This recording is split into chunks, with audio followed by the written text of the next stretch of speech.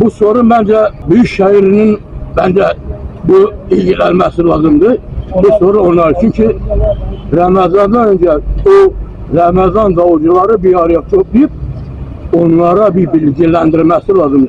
Şimdi ben bakıyorum, zaten ben oturuyorum açıkçası. Bazı komşularım da oturuyor.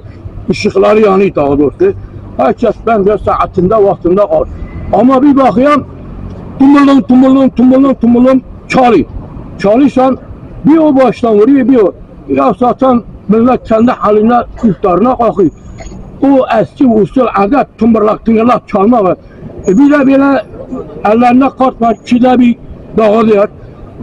Halı vakti olup olmayana da kapı çalıyor, bir başlıyor. Ya ben gücüm 20 kağıt dışarı. Yok ya ami sen bir 20 kağıt. Ya ben gücüm o kadar. İşte Allah size 20 kağıt, Allah işler.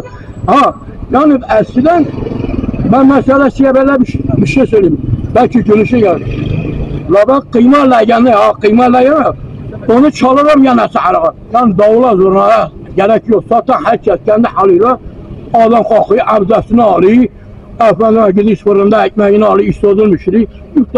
Yani bu davul ayağı bence o eskiden artık biz de bir düzene girer. Yani belli bir edabe bizi koyar. Onun için bence boş.